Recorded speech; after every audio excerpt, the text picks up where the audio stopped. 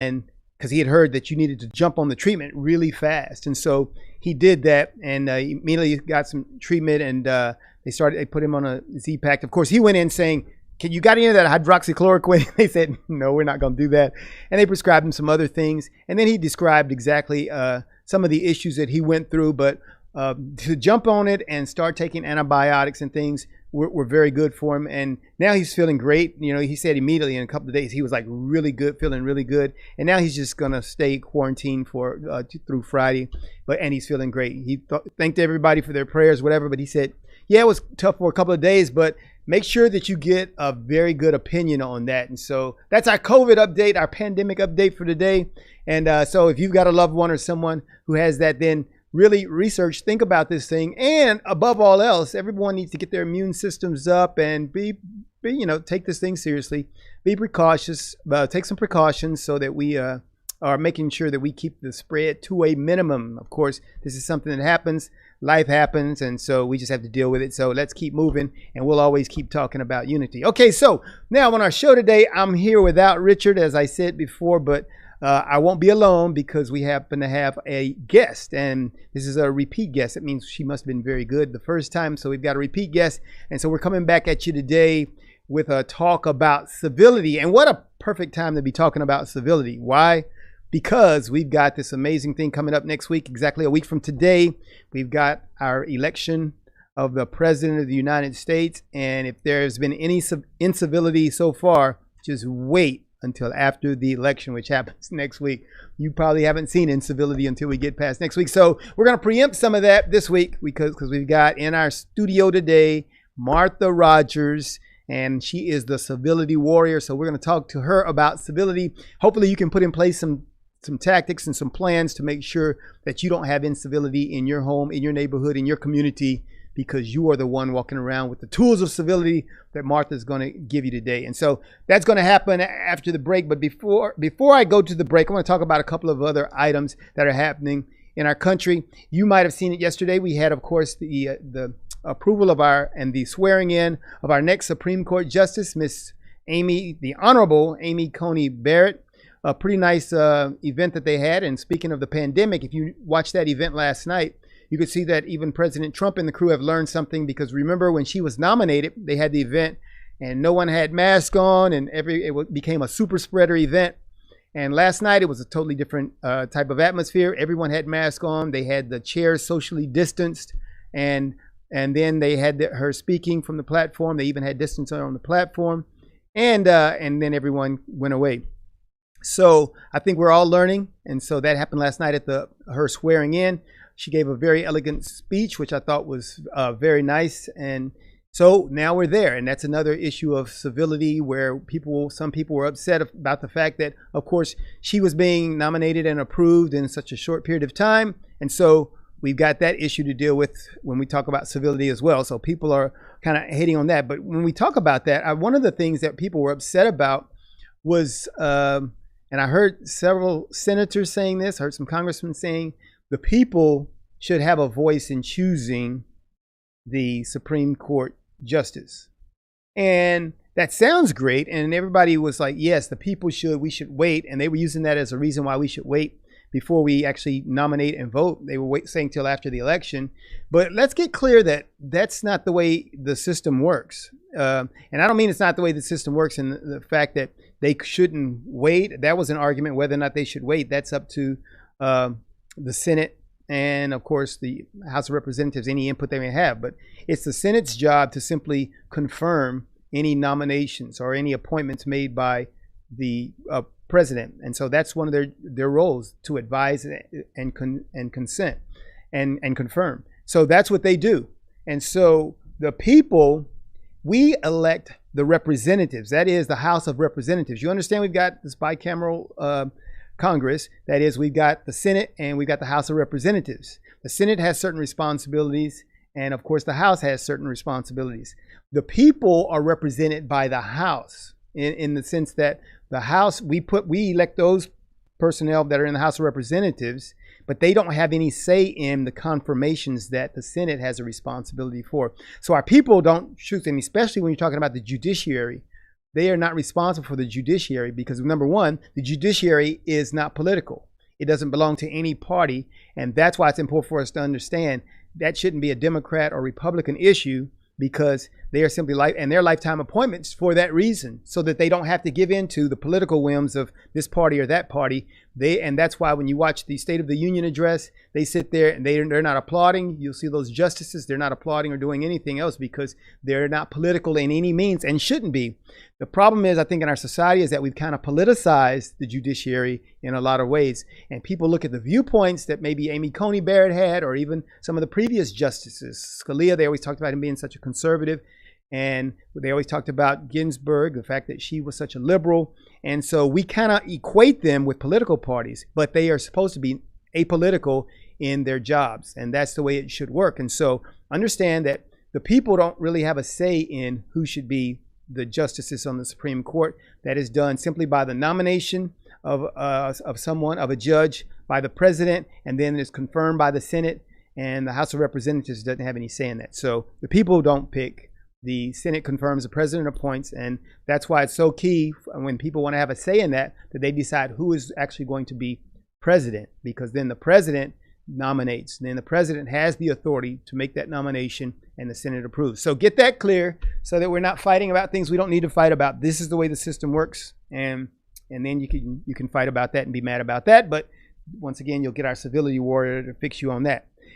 Last thing I wanted to cover is I want to make a statement about this thing, because I'm talking about unity, and people kind of get upset that I talk about unity. See my unity mask here says hope on it, because that's what I believe ultimately that brings. And I want to talk about the challenge of leadership in our institutions. The reasons that we have what people refer to as systemic racism, and people will say it's true, and they think I'm saying it's not true. What I'm saying is you have systemic racism, systemic sexism, systemic anything when you don't have good quality leadership. Good quality leadership is responsible for making sure that the institution which they are leading are doing that with the concerns of all people that are part of that institution, doing that with the concerns of the good for the institution, doing that with the good for all of the people in our society. That's what good leadership does. And so what that means is, if you've got a principle, if you've got a system in your organization that it favors one group of people over the other, shows discrimination against one group of people, or does things that are illegal, illicit, or not good for our society, it is up to that leader to fix that particular system. So when we complain about things that are systemic, what we're really saying is we need a new leader. All right, because that's what leaders are designed for. If you look at any institution, if you look at even our country as an institution, if you look at the fact that we had this, what would have been called this bad system of slavery existed in our country, you get a leader in there who says, no, we cannot continue with this. Then that leader, Abraham Lincoln, says, then we're going to have to do things. Now, of course, people will simplify that and say, well, he did it for other reasons. Regardless of the fact, he changed the system. So my point is, leaders change bad systems. If you're the CEO of a company, if you're the president of your student council, you are put there to make sure that the system is a good one. If you fail to do that, the people will complain. All right? That's what we've got in our country. People are complaining because we've got systems that have poor leaders, because those leaders have not fixed those systems. So we complain about the systems rather than complaining about the leaders, which is what we call accountability. You're responsible for holding, and people, this country is of the people, by the people, for the people. We are responsible for holding those people accountable. A great post that someone made to me on Facebook said that we sent the politicians to Washington to represent us. That's why they were called representatives. And then somewhere along the way, they began to call themselves leaders. We didn't call you leaders. We called you a representative. And so think about that. That's very key. And so our responsibility is then to hold them accountable for the things that they are supposedly representing us on. All right. So that's kind of the way that works. So systemic racism, if you use it, I understand what you're saying. I might even dialogue with you about that, but I understand exactly what that means, and hopefully you do too now. You understand that there's this thing, there are some bad systems that we still have in America, our country, and we'll always have some systems that need correcting, and we will always need great leaders, better leaders, good leaders. You could be one of them. And today we're going to give you those tools so that you can at least get the civility part, because I think that's so much of our problem, is that we have not learned how to appropriately talk to each other in a civil way so that we could bring our solutions together, bring our viewpoints together, and create really good solutions. And so that's what we're going to look to do on today's show on Talk About Unity. Once again, give a shout out to my absent co-host, Richard, and we're going to take a break. And after the break, we're going to be back with our guest, Miss Martha Rogers, and we're going to connect with you on civility. So we'll see you right after this break.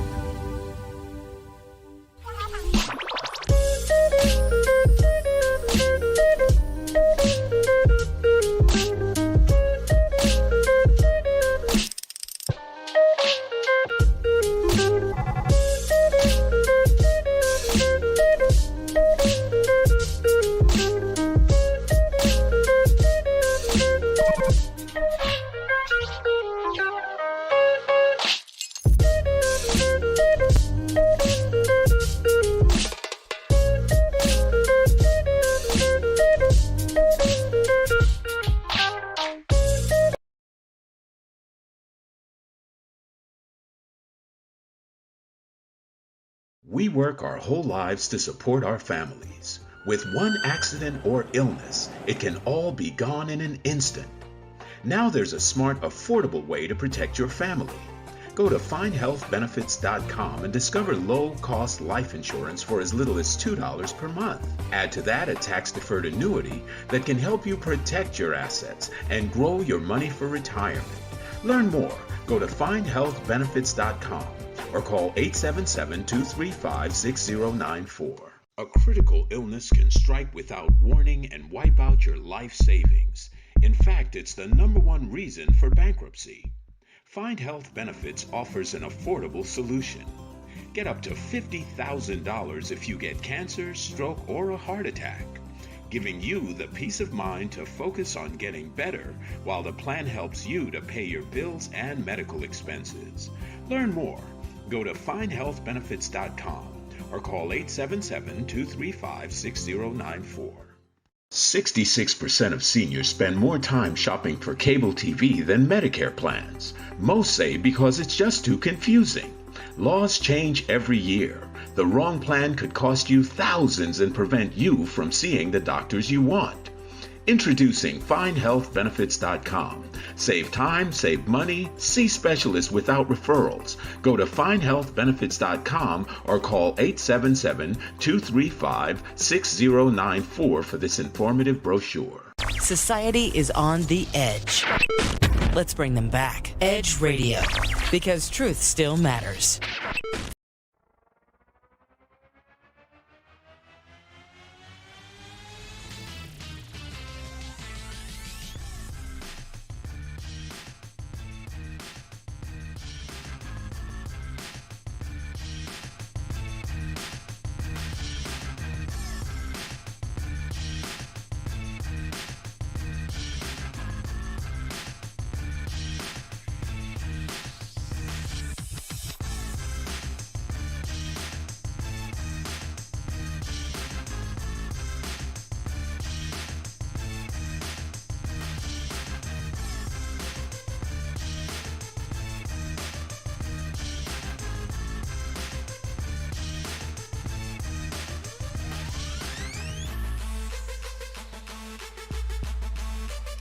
And we're back here at Talk About Unity, and I am really excited because we've got a repeat visit by our guest today, Miss Martha Rogers. She did so good last time, and we thought we'd have her back immediately because last time we talked about this team she's part of, about the house concept. But today we wanted to bring about specifically about what her expertise is in, and it is in this theme that we call civility. So I want to welcome to the show Miss Martha Rogers. Outstanding. Thank you so much, Carlen. Maybe I'm a repeat guest because you have such a strong sense of civility. You're being kind. That's good. All right. So that's what civility is. So that's the show. All right. Thank you, folks, for being here. Kindness. All right. That's good. All right. But hey, but okay. So we're talking about unity. You talk about civility, which you're the civility warrior. You talk about civility. What is that connection there? Civility and unity. How do those things connect? Well, civility is very important to unity. In fact, I like to make a very bold statement. Are you ready? I'm ready for it. Without civility, there will be no unity. Okay. Because without civility, using the mindset that helps people to connect with each other, to respect and treat each other with honor, we'll never be able to come together in a way that creates unity. So you are using civility skills and tools, and maybe you don't even realize it, because you are creating unity every day. Wow. And so, yeah, and and the amazing thing is, so you got civility, and you need civility to create unity. And then I'm actually saying that we need unity to create solutions. And so like we got this chain thing happening that begins with civility, because if we don't have civility, then there's so much stuff that's not happening, that can't happen to start this whole thing down the road where we have solutions and we solve problems and things like that. So right. Wow. There's nothing about civility in and of itself that's going to make the world go round. But civility is about how we treat other people.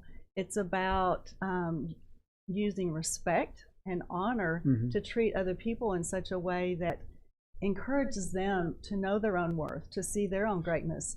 And this is how we come together and communicate better, build stronger relationships, and this is how we come up with solutions. And it's civility. And so in the intro, you talked about me showing kindness, and that's very civil. So what is a basic definition of civility? What would be, if I said, so what is civility? Would there be more words and more to the definition than simply saying it's kindness? Oh, yeah, yes. Okay, so yes. what would that be? In fact, I'm collecting definitions of civility. Okay. Everybody has their own definition, and so it's kind of fun. I've got an ongoing collection of definitions of civility, but my basic definition is civility is the art of caring about others. It is valuing your individual uniqueness, valuing the gift that you have to bring to the world, and even appreciating our differences and not being afraid to embrace our differences, because every person has their own perspective on life. Every person has their history, right? Their own story. And we need to come together and value those different perspectives, because it helps us to see the big picture, and it helps us to create those solutions and solve problems. Okay, so when you say it's the art of caring about others, okay, so a lot of artists have a lot of different ways that they paint art. So if it's an art, then that means that there can be a lot of different ways that this manifests itself. So how wide is that? How wide is that? How narrow is that? When you say an art, it's an art, but it's only in this specific area. This is the way it's done. Or is it an art? Man, you can be civil in a lot of ways. Well, civility is how you apply. It's the art of how you apply civility to your own life. Because what's important is that each person take personal responsibility to use civility in their own arena, in their family, in their workplace, in the community, and so it's as varied as each person's personality. But there are, it's an art and it's a science. There are specific skills and tools that help us to apply civility to our daily life. Very simple tools. It starts with learning to listen and listening to understand, instead of just getting my opinion out there all the time, but listening to understand. And this helps people to connect, because you're showing value to that person when you show that you want to listen to them. So it's a science, and it's an art, and it's music, it's about math, it's about everything. So the art is how you apply civility in your specific arenas. So is that an inside job or an outside job? Because it sounds like you're saying these are qualities or things that I need to make as part of who I am. But is it the way that I interact with others? And so is it inside, or is it the big picture is it's all of that? It's inside transferring to outside. That's a really good question. I love that question because it's both. I mean, civility has to bear fruit to be civility. Right, to help people to connect. But it begins inside. And I like to look at the heart of the matter in everything. In civility training, we teach what the civility mindset is, but it's not just knowing about civility. To really change how you treat other people and how you live your life, it has to touch your heart. And so it definitely begins, it's most effective when it begins internal, because that's what you have control over. I don't have control over how you treat me, but I have control over how I treat you. That's great. How I see you, how I think about you, and how I communicate to you. That's great. That is really great, because that's one of the things I talk to people about, because I hear so much out in the public sector today where people are saying, yeah, but this person is so bad or whatever. Yeah, but you don't have to be bad to them. Right. Regardless of how a person is, you don't have to be that way to them because of what they are. Now, all right, so I've gotten a little bit ahead of myself, because what I wanted to do was talk about how we connected. And I wanted to talk about how I thought civility, when I first met you, we were at this forum, this seminar, this workshop thing, and we had the table set up, and I set up right next to this lady who had this table with this book called the World of Shapes. All right. And one of the subtitles is what really captivated me, because the subtitle said, Connecting with Civility. And those are the words that I'd been using in my unity movement, talking about how we need to be civil and how we needed to connect. And so when I saw those two words put together, connecting with civility, I went, that's amazing. So then I took your book and I looked at it, and you said it's a children's book. And I went, it's not a children's book. This is an adult book, because of the concepts and because what you present there. And so that's what we want to do. We want to talk about some of the things that tell us about how you got to this book and how you got to creating that. Because I think it's this adult's book that you think is a children's book and everything. Actually, I think it's an adult book too. Okay. But, it kind of looks like a children's book. And so it started partially with my grandson. He was about 5 at the time. He's now 10. And I wanted to do something to communicate a message to his generation. So how it even started before that was, it's really a fun story to me, because I heard Dr. Clyde Rivers speak. He's on the house crew. Oh, good. So you know him. But several years ago, I heard him speak at a Golden Rule Ambassador award ceremony. And I actually got a Golden Rule Ambassador Award, and a bunch of us were going, are we getting these awards? But Dr. Rivers has the gift of seeing the greatness in people.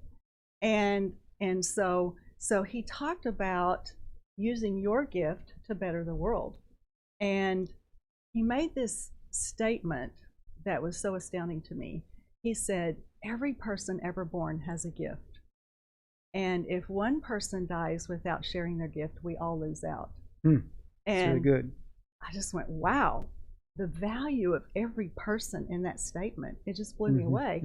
And I wanted to value people like that. I always considered myself somebody that treated people kind and valued people, but I didn't think about, he talks about the 7.8 billion people in the world, and every person has a gift. And so I signed up for coaching with Dr. Rivers, and he encouraged me to go to Golden Rule Civility training, which was several years ago. And when I did that pilot training, I just thought, I hadn't even heard the word civility. Of course, I knew what the Golden Rule was, but I thought, this is a really cool concept. And so I did some training to become a civility trainer. And in that training, we were asked to give a 10-minute presentation, and my topic was, what is Golden Rule Civility and why is it important? And I was just beginning to learn about civility, but I had this message on my heart that I wanted to take to kids. And so I had heard, I started with stories about kids that I knew who had experienced being made fun of, being bullied. And one teen even took her life because her friends turned on her. And so I thought, this is terrible. And so I wanted an illustration of how to explain that every person is valuable and each person is different and unique, but being different is a good thing. And so I came up with the world of shapes. And in the world of shapes is a place where everything is as it should be, where it's the land of goodness and greatness. It's where every shape and every character is unique and valuable and has its own purpose. Wow. Okay. So that's a ton. All right. So the world of shapes, because the world of shapes sounds like it's got a lot of real lessons in it, a lot of deep lessons, because you've got these different shapes, but evidently these shapes are coexisting and they've learned this, I guess, this message of civility. But another part of that, which is the reason we met, was because I was there with the race, whatever. And so that sounds like it's just as easily fits the race, because it's saying you value people and you value other differences. And so it seems to work along a whole long spectrum of things. If every person valued every other person as a valuable human being with a gift to offer the world, would there be racial issues? Yeah, there wouldn't be. It's really very simple. So you can go very simple or you can go very deep with this. It's all about civility. All right, so let's keep talking about then. All right, so we talked about it being an art. We talked about how it's like a science. So if it's a science, then then of course there are the tools. And so what are the tools of civility? What do you use as the tools in civility? Well, there's skills and there's tools, and the very first skill is value. Okay. It all has to do with what do you value, what or whom. And so in the book, it starts with, what are the most valuable things in this world?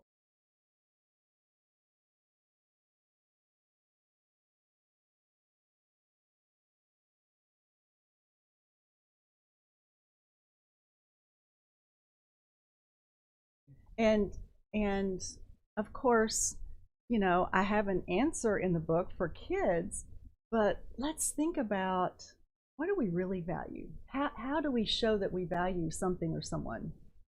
And before you get started, the really great artwork, though. I like that artwork that's, they're seeing it now on the screen. That's really great artwork. And so shout out for you on that.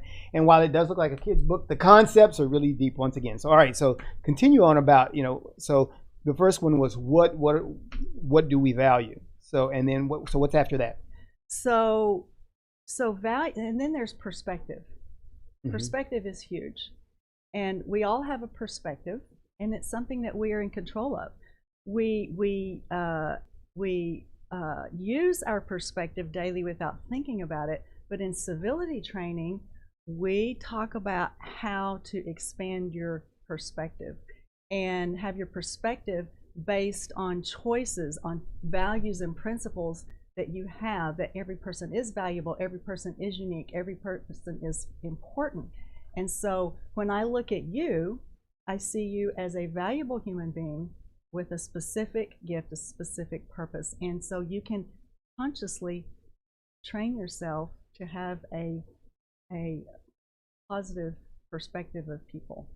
And so then with perspective, then you pick up the tools of listening, which is just an act of caring. When I began to study civility, I thought, okay, I'm going to practice this first in my marriage, and it had to be an adventure. If I can apply this to my marriage, all the rest is a piece of cake. So, because that's where we, the most intimate relationships in our life, that's where the nitty gritty heart stuff is, Mm-hmm, right? mm-hmm. So I realized that I hadn't always been a good listener, that Mm-hmm. I wanted to focus on what I wanted Gary to hear from me. I wanted to explain how I felt, how my perspective, but when you focus on the other person's perspective and listen to them, Mm-hmm. listen to understand, then it changes the dynamics of relationships, and it really helps you to communicate in a way that you can work through problems, because every relationship has issues, has challenges, and conflict, right? Yes. Or you Definitely. probably don't have that. Well, so we got value, we got perspective, and we got listening. Now, amazingly, even in our unity last week, on last week's show, we did the principles of unity, and listen, of course, is the first one. So there's an intersection there, and so we do understand the value there. And so these are tools that definitely put us in the context of being able to be civil, you know. And Right. so now, so what I want to ask you before we're going to go to break here in a minute or so, but I want to ask you, and we can answer it on the other side of the break as you think about it. So I've talked about how we've got listen as one of the key things here, and I talked about how listen is one of the keys in our principles of unity. Is there an overlap between civility and some of the, like you talked about unity before? Is there an overlap, or is it like we talked about, is that this thing that has to happen before that? Or are there some things, because are some people practicing one of these things, not practicing the other, and will that be bad for them? Will that not produce the results they need? Or can you grasp this wholly, separately, and still achieve the success that you want? So we talked about how you need civility to get to the unity in this. So what if people are doing one or the other? How do we do that? And so you want to answer it now, or you want to get on the other side of the break? Because maybe I didn't ask that well, and maybe you need to clear that out, and how much time is that going to take you? Because we need to go to break. So just we'll get that clear, and I'll make sure you're clear during the break exactly what I was asking. And so we'll go to break, and after that we'll come back and we'll figure out unity, civility, and how they work together as we continue on Talk About Unity. We'll be back.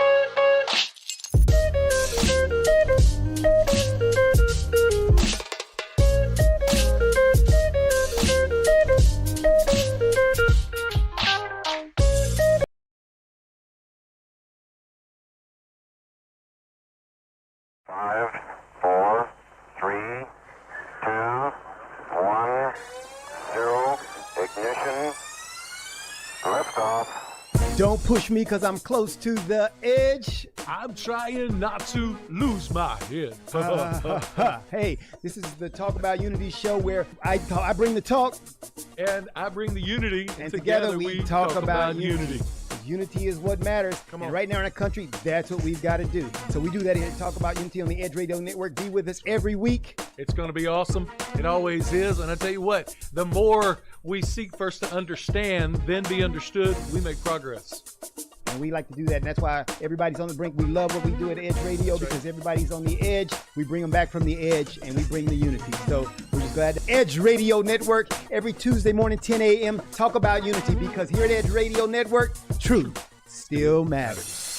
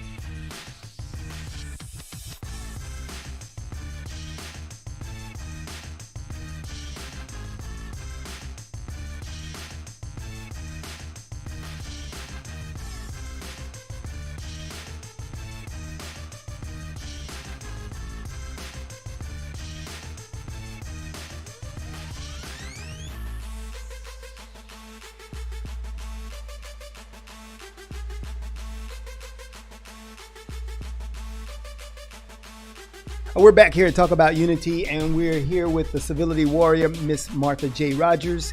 And I asked her a question, and I cleared it up during the break, so now we know what she's supposed to answer. And so my question really was, unity and civility, are they two separate silos, or do they merge? And like a Venn diagram, is there something that's in the middle there? So Martha, tell us about how that works.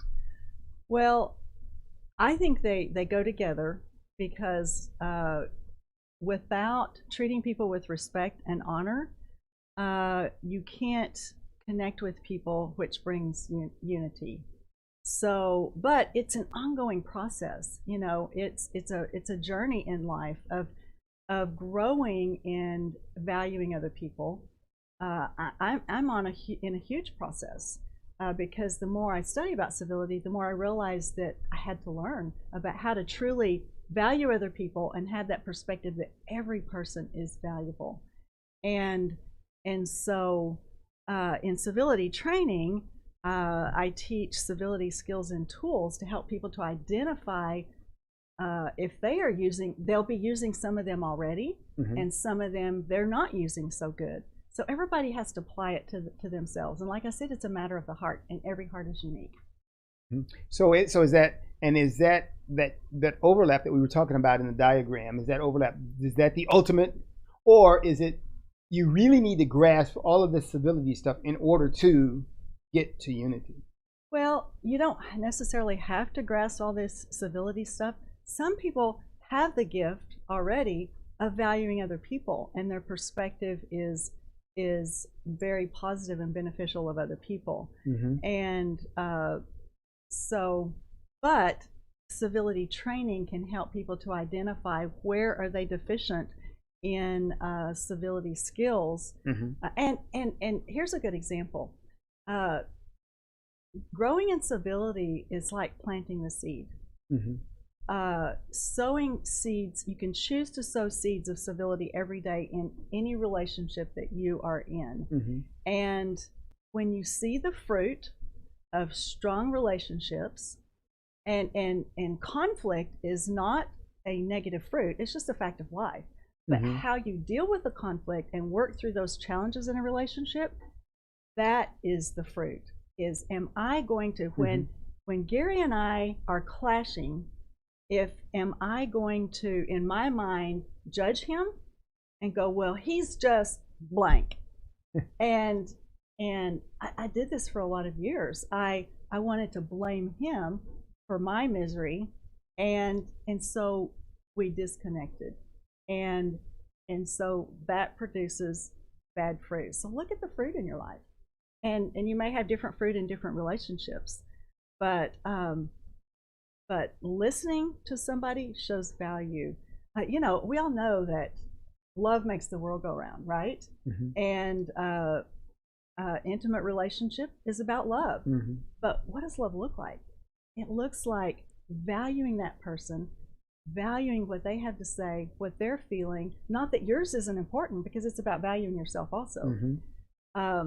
But not judging that person, asking questions so that you understand what they're thinking, what they're feeling, and you come to a better place of connection, a stronger connection. Connecting with civility, connection.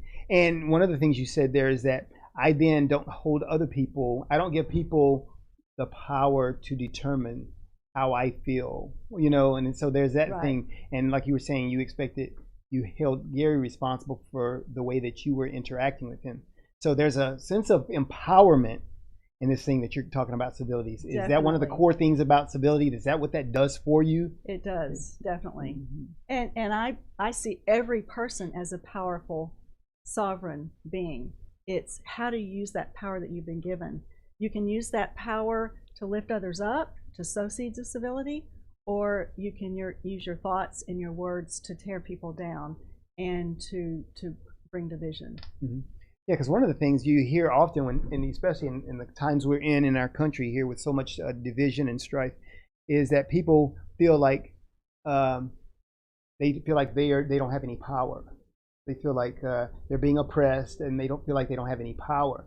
And I think the point that you're making is that because we look externally for power, rather than realizing the internal power that we have, because that internal power comes from those things such as civility and all the things that it entails that happen inside of us. That is so good. You know, that is so good. Another civility skill is personal responsibility. Personal responsibility, I take full responsibility for my heart, my thoughts, my feelings, my words, and my actions. And I don't blame them on any other person. The boss at work, the kid at school that's, bullying my child. I teach my child how to value himself and how to value that person, and how do they need to respond when somebody bullies them. And sometimes it's time to call the teacher in, call the principal in, because bullies need to be dealt with. But bullies don't bully people unless you believe that you're weak, and that you don't deserve to be treated with value and respect. So teach your children to take full responsibility for yourself. Yeah, and so that full responsibility then comes from a position of strength. So as they build them up, then it's kind of like, if I go in the gym, I can lift that because I know I can lift that. I'm strong enough to lift that, and I feel like I can. But when I don't feel like I can lift it, then I'm going to look outside and blame other circumstances for why I can't lift that. Exactly. Why I can't do that. Exactly. So that's very good. That's cool. That's now. All right. So let's get to some more of the visuals on some of your book, because I like I said, I love the adult book.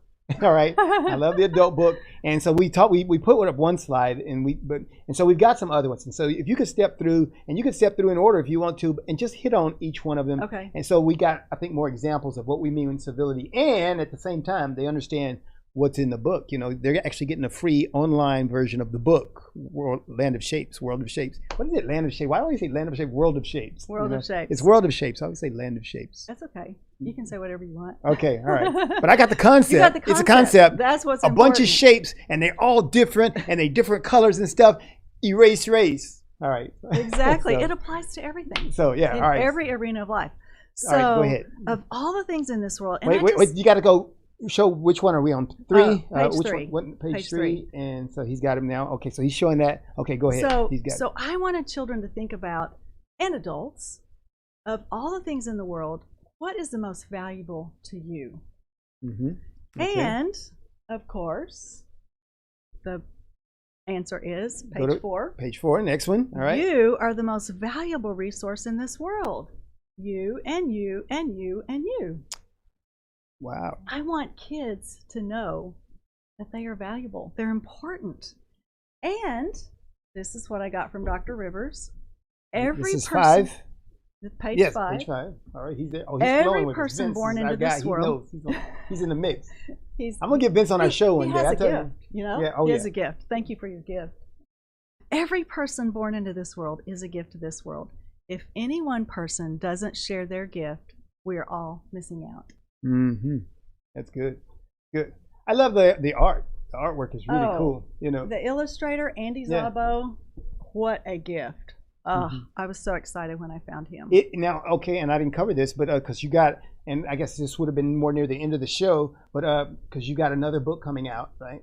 Yeah. And you do have the same illustrator? Oh, yeah. Oh, okay. I'll always use Andy. Okay, all right. Stuck on Andy. So page 6, what makes this world great? Because really that's the goal, right?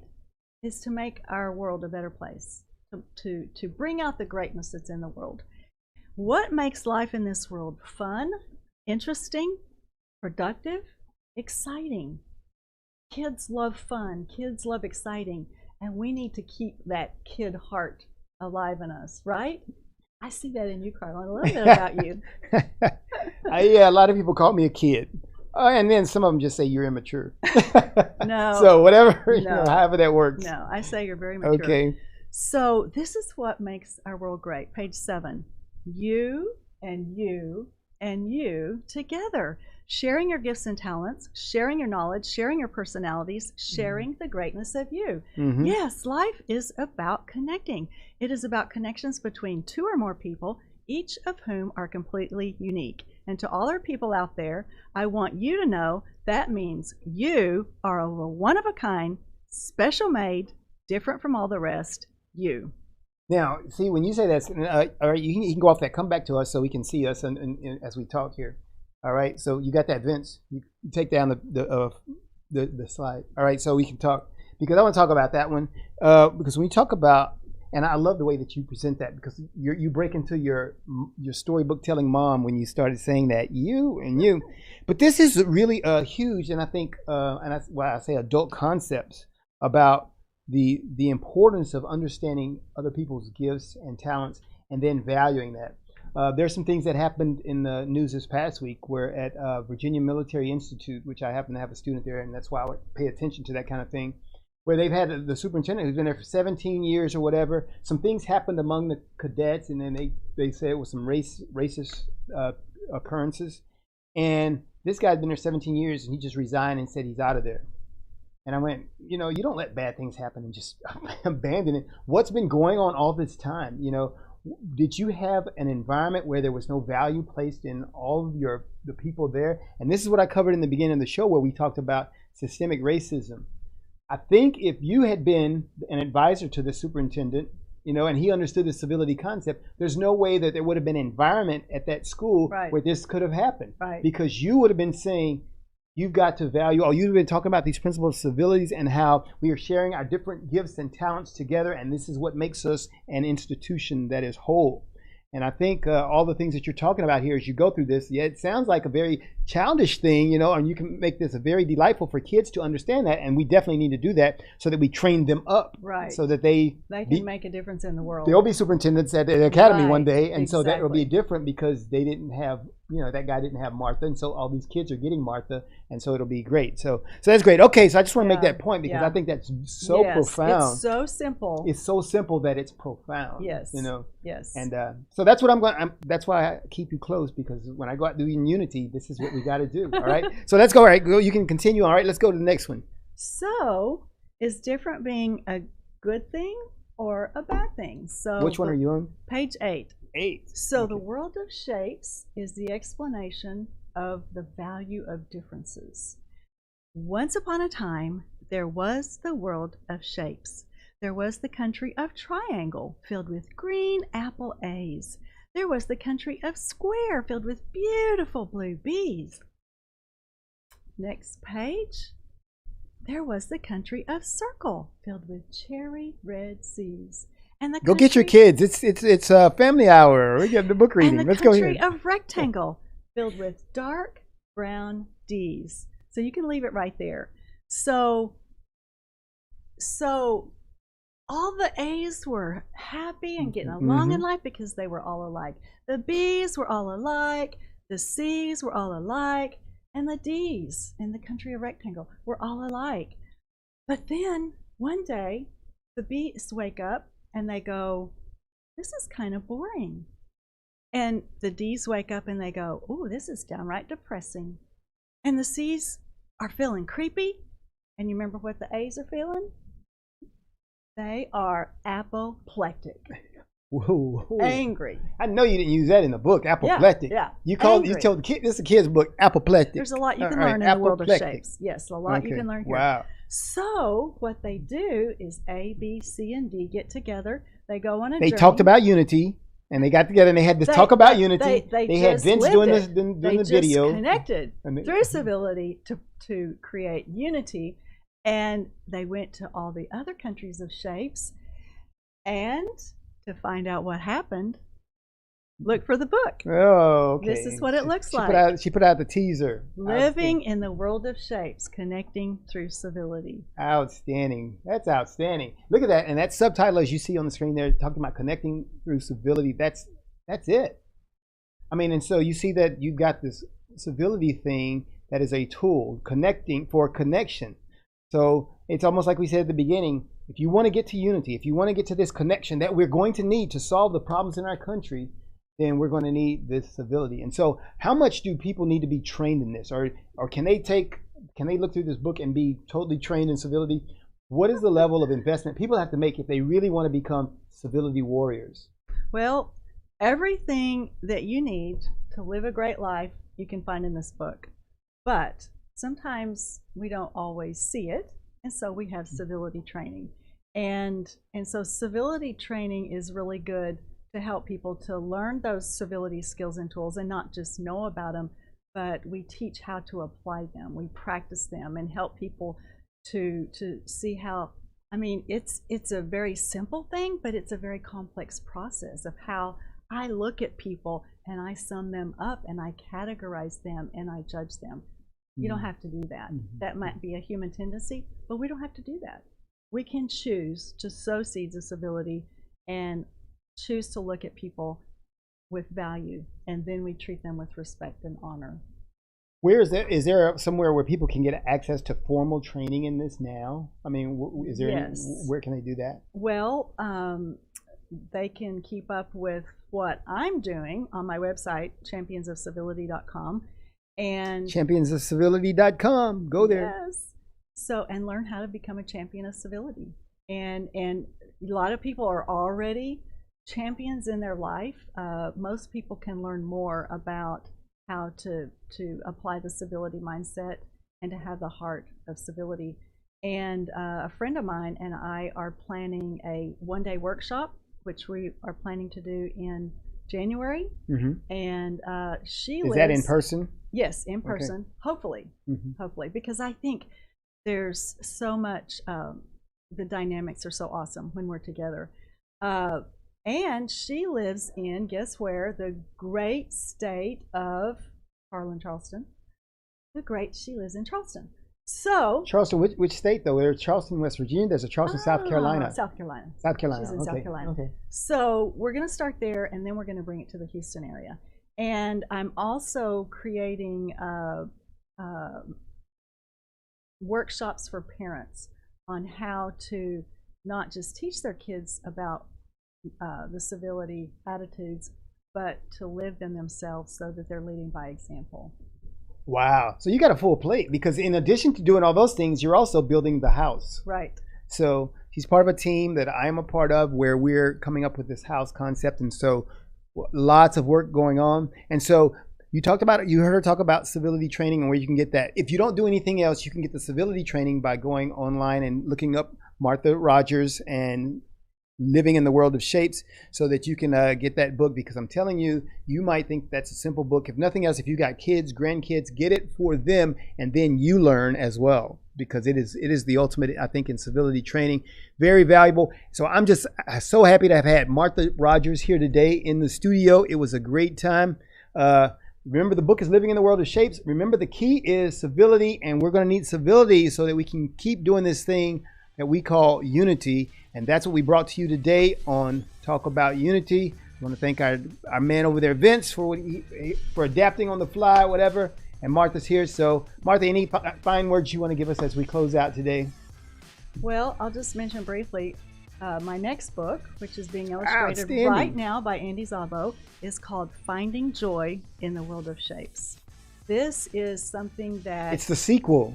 Well, there's going to be a lot of trips into the world of shapes, but this is visiting the country of trapezoid filled with jolly red jays, and the country of oval filled with obvious O's, and the country of cordiform filled with Y's.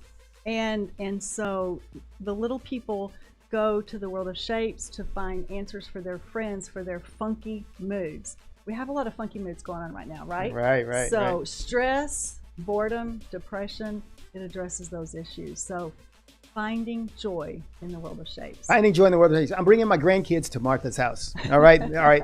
Thank you all for being with us this week on Talk About Unity. Our guest was Martha Rogers, and be with us again next week as we talk about unity. Thanks so much.